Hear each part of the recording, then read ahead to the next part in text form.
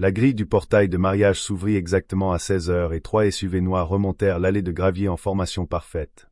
De la voiture du milieu, Léo Cartier descendit, calme, silencieux, entouré d'une équipe de gardes du corps professionnel qui firent taire tout le jardin en quelques secondes.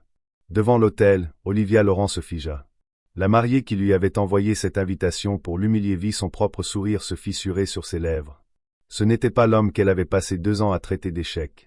Et la raison de sa venue était pire que la vengeance. Léo Cartier vivait dans ce genre de silence que la plupart des gens prenaient pour du vide. Son appartement au centre de Paris se trouvait 32 étages au-dessus de la Seine. Et à 6 heures du matin, il était déjà à la fenêtre, une tasse de café noir à la main, à regarder l'eau couler. Il ne possédait pas de télévision. Il n'accrochait pas de photographie au mur. Le seul objet personnel dans tout le salon était un carnet en cuir posé sur le comptoir de la cuisine, les coins usés par des années de manipulation. 5 ans plus tôt, il avait été quelqu'un d'autre. Il se tenait dans une petite cuisine louée de l'autre côté de la ville, tenant une bague qu'il pouvait à peine se permettre, répétant les mots qu'il voulait dire à une femme nommée Olivia Laurent. Il n'avait jamais pu les prononcer. 2 jours avant de lui demander, elle s'était assise en face de lui dans un restaurant bon marché et lui avait dit, d'une voix clairement répétée, qu'elle ne pouvait pas construire une vie avec sa patience. Elle voulait plus.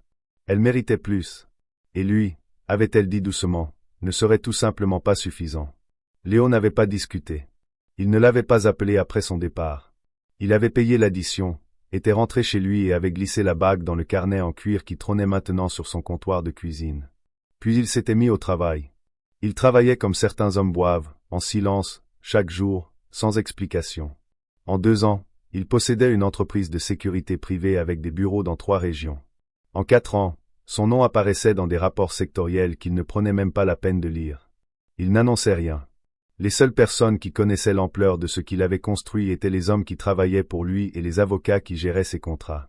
Olivia, pendant ce temps, avait construit autre chose. Elle avait construit un récit. Dans les cercles sociaux qu'elle fréquentait encore, la rupture avait été polie en une histoire propre et flatteuse. C'était elle qui avait reconnu ses limites, elle qui avait eu la clairvoyance de partir avant de gâcher ses meilleures années. Elle racontait cette histoire si souvent et avec tant de certitude qu'elle-même avait fini par croire la version où Léo Cartier était resté exactement là où elle l'avait laissé, petit et insignifiant, loin en dessous de la vie qu'elle comptait mener. Cette vie portait désormais un nom dans son esprit, Nathan Blanc. Les Blancs possédaient des propriétés dans 3 départements, et Nathan avait 36 ans, poli à la manière travaillée des hommes élevés dans la vieille fortune. Il aimait Olivia avec la confiance calme de celui qui n'avait jamais essuyé un refus. Le mariage était prévu sur un domaine privé à 2 heures de la ville, avec 300 invités et une liste exigeant que le personnel vérifie les identités au portail. Olivia avait passé 11 mois à préparer chaque détail, et quelque part en chemin, elle avait décidé que le mariage seul ne suffisait pas. Elle voulait plus. L'invitation qu'elle avait commandée pour Léo ne faisait pas partie du lot officiel. Elle l'avait fait écrire à la main sur un papier plus épais que les autres et l'avait posté elle-même un mardi après-midi. À l'intérieur de l'enveloppe, sous la carte formelle, elle avait glissé un petit mot plié une fois. Le mot disait « Je veux que tu vois la vie que j'ai choisie à la place. Viens regarder. » Elle ne l'avait pas signé. Elle n'en avait pas besoin. Quand l'enveloppe arriva au bureau de Léo 11 jours avant la cérémonie, son assistante la posa sur son bureau sans commentaire. Il reconnut l'écriture avant même de l'ouvrir. Il lut la carte. Il lut le mot. Il les posa tous deux sur le bureau avec le même geste plat qu'il utilisait pour un contrat qu'il ne signerait pas. Pendant longtemps, il ne fit rien. La lumière de l'après-midi traversa le sol de son bureau, son café refroidit devant lui et sa main resta posée à plat sur le papier comme s'il le maintenait contre un vent que lui seul sentait. Son directeur des opérations, un ancien commandant de l'armée nommé Robert Duval, entra 20 minutes plus tard avec un dossier à signer. Duval était avec l'entreprise depuis la 2e année. Il remarqua l'enveloppe, l'écriture, l'immobilité. Il ne posa pas de questions. Il posa le dossier, attendit, puis finit par dire « Quelque chose à régler ». Léo leva les yeux vers lui. « Elle veut que je vienne la regarder se marier. » Duval ne réagit pas comme la plupart des gens l'auraient fait. Il connaissait Léo depuis assez longtemps pour distinguer un homme blessé d'un homme qui prenait une décision. « Et elle pense que je suis encore l'homme sur lequel elle est partie, » dit Léo. Il tourna le mot sur le bureau, le poussa vers Duval d'un doigt et le laissa lire. Duval le lut 2 fois, puis le reposa. « Tu ne lui dois rien, dit-il. Ni réponse, ni présence, ni cadeau. Tu t'en vas. Tu es déjà parti. » Léo se leva de son bureau et s'approcha de la fenêtre. La Seine était la même rivière qu'il regardait chaque matin. De cette hauteur, elle semblait presque immobile, comme les choses en mouvement paraissent immobiles quand on est assez loin. Il pensa à la femme qui lui avait rendu son avenir un mardi soir il y a 5 ans. Il pensa à la voix répétée, à la douceur calculée du « pas suffisant ». Il pensa à la version de lui-même qui avait payé l'addition, était rentré et n'avait plus jamais prononcé son nom à voix haute devant quiconque. « Je ne vais pas discuter avec elle, dit-il doucement. Je ne vais pas me battre avec elle et je ne vais pas faire de scène. Ce n'est pas pour ça que j'irai. » Duval attendit. « Il y a quelque chose que je porte depuis longtemps, dit Léo. Je ne lui ai jamais répondu. Je n'ai jamais dit un seul mot en retour. Elle a passé la moitié d'une décennie à raconter une histoire sur moi et j'ai passé la moitié d'une décennie à la laisser faire parce que je ne pensais pas que ça valait la peine de corriger. Mais elle m'a envoyé ça. » Il fit un geste vers le bureau sans se retourner. « Elle l'a envoyé exprès. Elle veut que je sois là. Très bien. J'irai une fois et ce sera terminé. Tout ça. » Duval hocha lentement la tête. « Comment veux-tu arriver ?» Léo se détourna de la fenêtre. Son expression n'avait pas changé, mais quelque chose en dessous s'était mis en place. « Comme j'entrerais dans n'importe quelle autre réunion, dit-il. 3 véhicules, équipe complète, avant et arrière. Je ne veux pas de bruit. Je ne veux pas me montrer. Je veux qu'elle voie exactement qui je suis dès que les grilles s'ouvriront sans que j'aie à dire un mot. Et Robert, je te veux dans le véhicule de tête. Je veux quelqu'un qui sache pourquoi nous y allons. » « C'est fait, dit Duval. Une dernière chose. » Léo le regarda. « Je ne vais pas là-bas pour l'humilier. Quoi qu'il arrive à ce mariage, je veux que ce soit clair entre nous. Ce n'est pas moi qui casse quoi que ce soit. Elle l'a déjà cassé. Je vais juste arrêter de faire semblant de ne pas l'avoir vu le faire. » Duval prit l'enveloppe sur le bureau, regarda l'écriture une dernière fois et la reposa avec quelque chose qui ressemblait à du respect. « Compris, dit-il. » Après son départ, Léo resta seul longtemps dans le bureau silencieux. Il prit le carnet en cuir qu'il emportait à chaque réunion, l'ouvrit à une page vierge et nota une seule date d'une petite écriture régulière. Puis il referma le carnet et le glissa dans la poche intérieure de sa veste. Dehors, la Seine continuait de couler. L'après-midi continuait et, à 2 heures de route sur un domaine, Olivia Laurent avait passé 11 mois à préparer. Le compte à rebours vers le samedi avait commencé. Elle croyait déjà avoir gagné. Le matin du mariage, Olivia Laurent se tenait devant un grand miroir dans la suite nuptiale du domaine pendant que sa mère ajustait le dos de la robe. Margaret Laurent avait l'habitude de ne parler que lorsqu'elle était sûre de quelque chose, et elle l'était maintenant, lissant le tissu de la même main qu'elle avait utilisé pour écarter tous les doutes que sa fille lui avait jamais apportés. Dehors, les jardins se remplissaient déjà de chaises blanches et de fleurs blanches, et la lumière du matin était celle que les photographes payaient cher pour capturer. Olivia étudia son propre visage dans la glace et sentit, pour la première fois en 11 mois de préparation, que le jour allait enfin accomplir ce qu'elle avait construit. Vanessa Dubois arriva à 9 heures avec 2 coupes de champagne et une histoire qu'elle répétait depuis des semaines. Elle était la meilleure amie d'Olivia depuis l'université et elle avait été la voix la plus forte 5 ans plus tôt, disant à Olivia que l'homme qu'elle fréquentait était indigne d'elle. Vanessa aimait le lui rappeler. Elle aimait ça comme certaines personnes aiment tenir un reçu qu'elles n'auront jamais à rendre. Elle tendit une coupe à Olivia, la regarda de haut en bas et dit « Dis-moi que tu l'as envoyé. » « Je l'ai envoyé, répondit Olivia. Et il n'a pas répondu. Olivia sourit à son reflet. Bien sûr qu'il n'a pas répondu. Il ne vient jamais aux choses. C'était toujours son problème. Vanessa rit. J'aimerais presque qu'il vienne. Juste pour que les invités voient de quoi tu es parti. Juste pour qu'ils puissent comparer. Elle leva son verre. 5 ans et il est probablement encore dans le même appartement, le même café, le même rien. Et te voilà. Margaret émit un petit son derrière sa fille. Le son d'une femme qui était d'accord mais trouvait indigne de le dire à voix haute. Olivia croisa le regard de sa mère dans le miroir. Toutes 2 sourirent du même sourire. À 11 heures, les chaises du jardin étaient pleines. À 11h30, Nathan Blanc se tenait près de l'autel dans un costume gris anthracite ajusté 2 fois, serrant la main d'homme qui connaissait son père depuis plus longtemps que lui. La famille Blanc ne participait pas aux événements, elle les présidait. Et Nathan avait grandi en comprenant que son rôle à son propre mariage était d'être calme, gracieux et légèrement en retrait jusqu'au moment où on avait besoin de lui. Olivia lui avait expliqué cela de nombreuses fois. C'était une des choses qu'elle aimait le plus chez lui.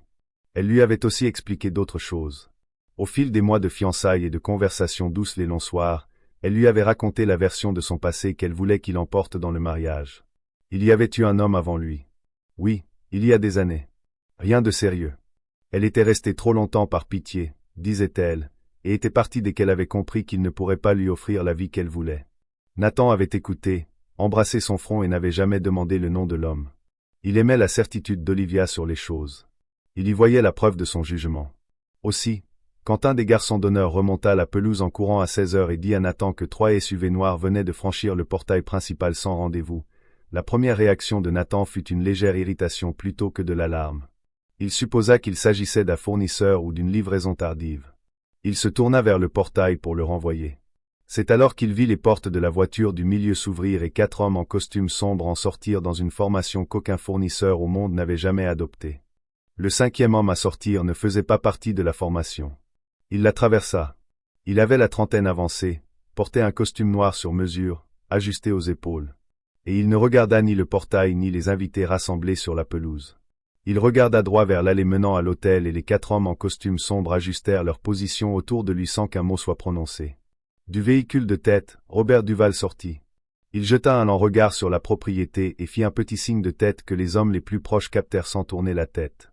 Les conversations au fond des rangées de chaises s'arrêtèrent d'abord, puis celles des rangées devant.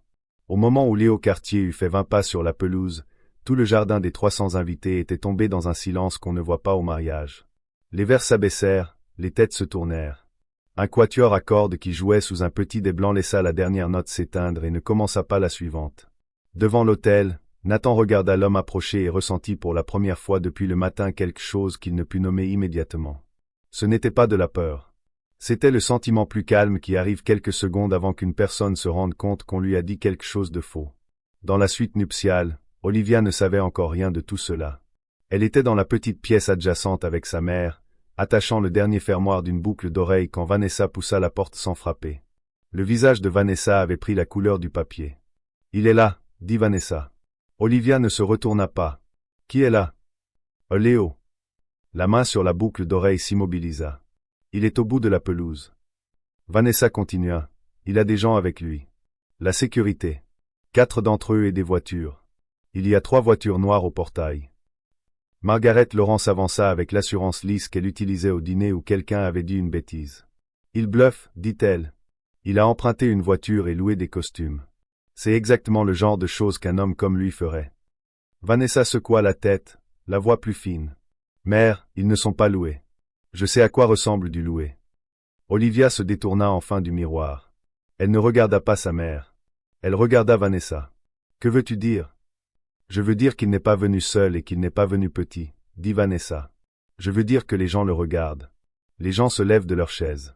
Olivia, tu dois voir ça avant que ça n'arrive jusqu'à Nathan. » Mais c'était déjà arrivé jusqu'à Nathan. Au moment où Olivia descendit le chemin latéral vers le jardin, tenant le bord de sa robe pour ne pas la traîner sur l'herbe, Nathan marchait déjà dans l'allée dans la mauvaise direction, loin de l'hôtel vers l'homme au fond de la pelouse. Olivia vit d'abord le dos de la veste de son fiancé. Et elle comprit aussitôt que l'après-midi soigneusement planifié ne lui appartenait plus. Léo s'arrêta à mi-chemin sur la pelouse. Les 4 hommes en costume sombre s'arrêtèrent avec lui. Il ne se dirigea pas vers l'hôtel.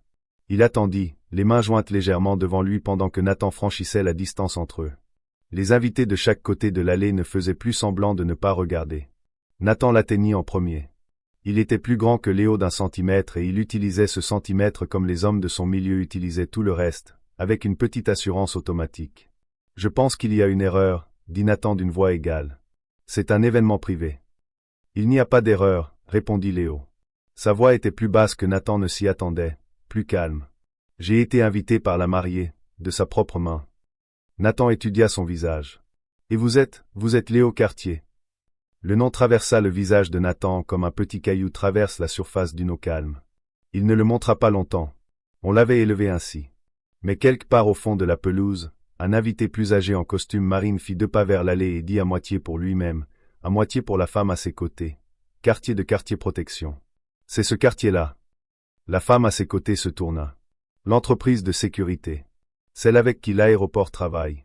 Celle avec qui la moitié des immeubles de cette région travaillent. » Le murmure commença au fond de la pelouse et avança en une lente vague. Au moment où il atteignit les premiers rangs, plusieurs parents plus âgés de Nathan s'étaient déjà retournés sur leurs chaises. L'un d'eux, un homme qui avait siégé 2 mandats dans une commission d'État et avait engagé Cartier Protection pour un lieu 4 ans plus tôt, se leva complètement. Olivia, arrivant enfin par le chemin latéral, marcha droit dans la vague. Elle capta des fragments en passant. Cartier Protection. 3 régions, n'est-ce pas? Je croyais qu'il ne faisait pas les événements sociaux. Les fragments ne s'assemblaient pas en quelque chose qu'elle pouvait tenir.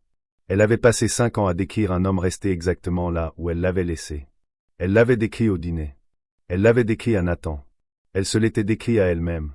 Aucune de ces descriptions ne correspondait à la silhouette debout sur la pelouse. Elle atteignit l'allée. 300 visages se tournèrent vers elle en même temps et elle sentit, pour la première fois en 11 mois, qu'on la regardait sans l'admirer. Léo la vit. Il ne changea pas d'expression. Il ne fit pas un pas en avant. Il attendit simplement comme un homme attend à une porte qu'il n'a pas l'intention de franchir le premier.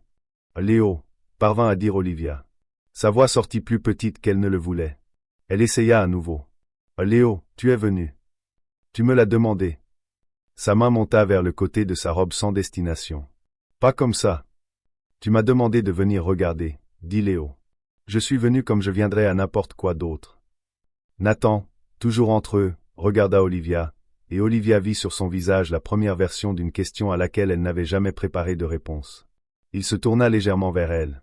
Olivia, dit-il doucement, tu m'avais dit qu'il était. Je t'ai dit ce qui importait, répondit-elle trop vite. La vague au fond de la pelouse changea de ton et elle l'entendit, et elle sut que tous les autres l'avaient entendu l'entendre.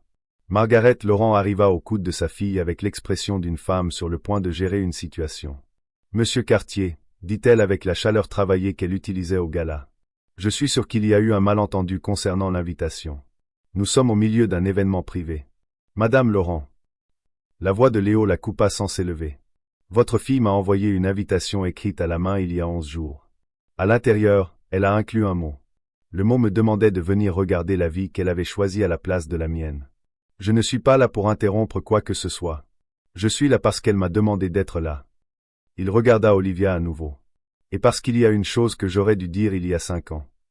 La pelouse devint très calme. Les lèvres d'Olivia bougèrent sans produire de son pendant un moment. Quand sa voix revint, elle était plus basse, presque intime, comme si elle pouvait réduire la conversation à quelque chose d'assez petit pour le contrôler. Léo, ne fais pas ça. Pas ici. S'il te plaît. Tu as écrit le mot, Olivia. Je ne pensais pas que tu le ferais vraiment. Tu l'as envoyé exprès. Sa voix ne s'éleva pas. C'était la même voix plate et régulière qu'il avait utilisée à son bureau 11 jours plus tôt. Tu as choisi le papier. Tu as choisi les mots. Tu voulais que je me tienne devant ces gens ce jour-là et que je me souvienne de ce que tu avais décidé à mon sujet. Alors je suis venu et maintenant je vais te dire devant les mêmes personnes ce que tu as mal compris. Vanessa Dubois, 3 pas derrière Olivia, émit un petit son involontaire que personne ne reconnut. Nathan avait reculé d'un demi-pas de sa fiancée sans en avoir conscience. Les yeux de Léo ne quittèrent pas le visage d'Olivia. Il y a 5 ans, tu m'as dit que je ne serais jamais assez pour te donner la vie que tu voulais. Je t'ai cru. Je suis rentré chez moi ce soir-là et j'ai commencé à construire. Pas pour toi. Je veux être clair sur ce point. Pas une seule pièce de ce que j'ai construit depuis n'a été faite pour toi. J'ai arrêté de penser à toi longtemps avant que tout cela n'ait de l'importance. Sa voix resta calme. J'ai construit parce que j'avais besoin de savoir si tu avais raison ou si tu avais simplement eu peur. Tu avais peur, Olivia. Tu n'avais pas raison. Tu n'as pas le droit. La voix d'Olivia se brisa sur le deuxième mot, et elle l'entendit se briser, et elle vit tout le jardin l'entendre se briser.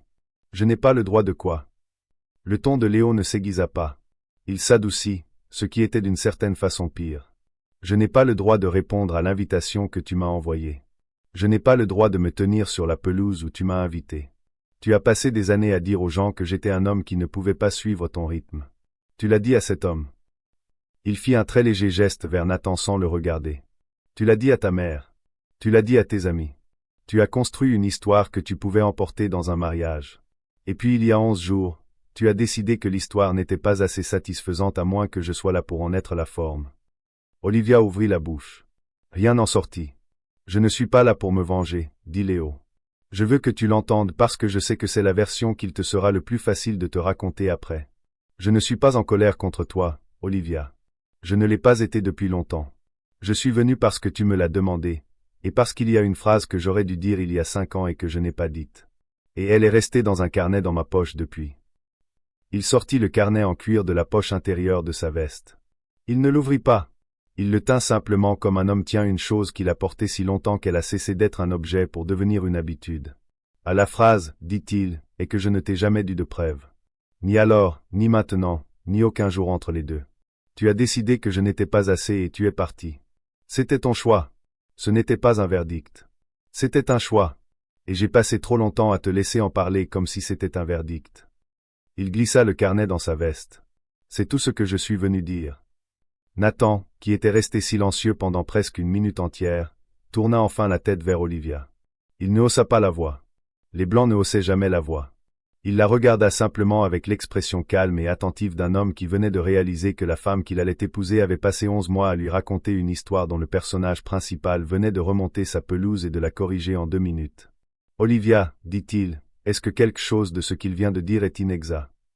Elle se tourna vers lui. Elle essaya de convoquer la certitude qu'elle avait utilisée pendant 11 mois. La certitude qu'il avait portée à travers chaque dîner, chaque présentation et chaque soirée tranquille sur la terrasse de la famille de Nathan. La certitude n'était plus là. Le miroir dans la suite nuptiale l'avait contenue. La pelouse ne le ferait pas. Un Nathan, Sa voix était fine. Ce n'était pas comme ça. Ce n'était pas. Le mot était-il réel? Elle ne répondit pas. Olivia, le mot était-il réel? La vague au fond de la pelouse s'était arrêtée. 300 invités se tenaient très immobiles. La main de Margaret Laurent s'était posée sur le bras de sa fille et y était restée, inutile, comme un gant posé sur une table. Léo ne pressa pas le moment. Il n'avait pas élevé la voix une seule fois. Il regarda Olivia encore une seconde, comme un homme regarde une porte dont il a enfin terminé. Puis il recula de l'allée. « Je ne prendrai pas plus de votre journée, dit-il doucement. Je suis venu. J'ai regardé. J'ai dit la seule chose. Nous en avons fini. » Il se tourna pour partir. Les 4 hommes en costume sombre ajustèrent leur position autour de lui comme ils l'avaient fait au portail. Comme ils l'auraient fait s'ils sortaient de n'importe quelle autre réunion. Duval se plaça à son épaule droite sans un mot. Olivia se tint au milieu de son propre mariage dans une robe qui ne lui semblait plus sienne et regarda le dos de sa veste descendre la pelouse. L'histoire qu'elle avait passé 5 ans à raconter s'éloignait d'elle en temps réel. Et il n'y avait rien qu'elle puisse faire pour la rappeler. Les 3 SUV noirs franchirent le portail principal dans le même silence coordonné qu'à leur arrivée. Et pendant un long moment ensuite, personne dans le jardin ne parla. 300 visages restèrent tournés vers la portion vide de pelouse, comme s'ils attendaient que quelqu'un leur dise que ce qui venait de se passer était autre chose. Nathan fut le premier à bouger. Il ne regarda pas sa fiancée. Il fit 2 pas en loin de l'allée vers le petit des Blancs où le quatuor à cordes avait cessé de jouer et il resta là, les mains le long du corps, comme un homme essayant de décider quelle partie de l'après-midi lui appartenait encore. Olivia regarda le dos de sa veste et comprit que chaque soirée soigneuse qu'elle avait passée à façonner sa compréhension de son passé avait été défaite en moins de 3 minutes par un homme qui n'avait pas élevé la voix une seule fois. Margaret Laurent essaya de ramener le moment dans quelque chose de gérable. Elle prit le coude de sa fille avec la poigne ferme qu'elle utilisait au gala et la dirigea vers le chemin latéral, loin des regards sur la pelouse. « Nous allons retourner à la suite, dit-elle à voix basse. Nous allons refaire le maquillage. Nous allons ressortir et nous allons terminer ça. » Olivia ne répondit pas. Elle laissa sa mère la déplacer. Sa robe traîna dans l'herbe et elle ne la souleva pas. Vanessa Dubois les suivit à mi-chemin du sentier. Elle avait passé 5 ans à affûter une histoire dont elle réalisait maintenant qu'elle s'était trompée dès la première phrase, et elle n'avait pas la structure pour savoir quoi dire ensuite. Quand Margaret atteignit la porte latérale du domaine, Vanessa s'arrêta où elle était. « Je ne peux pas entrer là-dedans, » dit-elle doucement à personne en particulier. Margaret ne se retourna pas. Vanessa posa sa coupe de champagne sur un muret bas du jardin et ne la reprit pas. Dans la suite nuptiale, Olivia s'assit sur le bord du long canapé dans la robe qu'elle ne sentait plus contre sa peau. Margaret bougea dans la pièce comme elle le faisait toujours quand elle essayait de gérer quelque chose. Ouvrant un poudrier, le fermant, prenant un mouchoir, le reposant. « Il est venu ici pour t'embarrasser, dit-elle. C'est pour ça qu'il est venu. Ne lui donne pas la satisfaction de le porter une minute de plus. » « Il n'est pas venu ici pour m'embarrasser, » dit Olivia. Sa voix était plate. « Il est venu ici parce que je le lui ai demandé. » « Olivia, je lui ai demandé, mère. Par écrit. J'ai choisi le papier. » Margaret s'arrêta de bouger. Elle n'avait pas de réponse préparée pour cette phrase parce qu'elle avait passé 5 ans à approuver la version des événements de sa fille au lieu de poser des questions à leur sujet. La porte s'ouvrit. Nathan entra seul.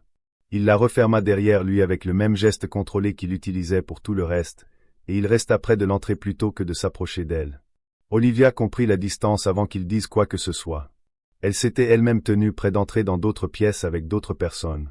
Elle savait ce que cela signifiait. « Je ne vais pas faire ça ici, » dit Nathan doucement. « Pas devant 300 personnes. » Il y a de la famille dans ce jardin qui a volé de 4 régions. Il y a des fournisseurs payés depuis 1 an. Nous signerons les papiers. Nous marcherons dans l'allée. Nous laisserons le photographe prendre les photos que ma mère voudra regarder un jour. Rien de tout cela n'est pour toi. C'est pour les gens sur cette pelouse qui ne méritent pas d'être le public de quelque chose que tu aurais dû me dire il y a 11 mois. Il la regarda directement pour la première fois depuis qu'il était entré dans la pièce. Après aujourd'hui, toi et moi allons avoir une conversation très différente de celle que nous avons eue pendant la dernière année. Elle hocha la tête. Elle ne faisait pas confiance à sa voix. Y avait-il autre chose? Dit-il. Quelque chose que tu m'as dit sur lui ou sur toi ou sur cette période de ta vie que je devrais entendre de toi ce soir plutôt que de quelqu'un sur une pelouse. Nathan, ce soir. Olivia, pas maintenant. Il quitta la pièce. La cérémonie se déroula. Elle se déroula comme les grands mariages se déroulent quand les personnes qui les organisent ont déjà tout payé. Et que l'alternative est pire que la représentation. Olivia remonta l'allée au bras de son père et elle prononça les mots et Nathan prononça les mots et le photographe prit les photographies que la famille avait payées. Rien de tout cela ne la toucha. Elle traversa l'après-midi comme une personne traverse une pièce qu'elle ne reconnaît plus. À la réception, les toasts furent plus courts que prévu. Vanessa ne donna pas le sien du tout. Les invités plus âgés, ceux qui avaient reconnu le nom de Léo sur la pelouse, gardèrent leur conversation à voix basse et s'excusèrent plutôt que le programme ne le demandait. Margaret Laurent sourit à chaque table qu'elle passa et ne s'arrêta à aucune longtemps. À 21h, la moitié des chaises étaient vides. 2 jours plus tard, dans son bureau au 32e étage, Léo Cartier signa le dossier que Robert Duval lui avait apporté la semaine précédente. Il ne demanda pas à Duval pour le mariage. Duval n'en parla pas. Le carnet en cuir était posé au coin du bureau où il était depuis des années, et Léo ne l'ouvrit pas. Il avait dit la phrase qu'il portait. La phrase avait fait ce que les phrases font quand elles sont enfin prononcées à voix haute. Elle avait cessé de peser quoi que ce soit.